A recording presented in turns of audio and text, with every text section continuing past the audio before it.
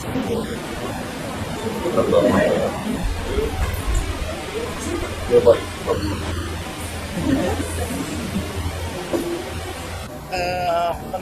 untuk makan bergizi dan gratis di SMK Negeri 3 Kota Tangerang itu disiapkan untuk 846 siswa.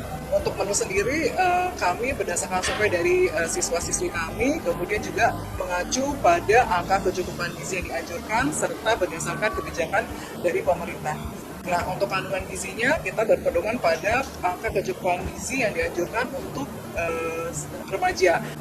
Bermanfaat banget ya, karena untuk kita kaum pelajar bisa sedikit menyisihkan uangnya untuk dipakai untuk menabung.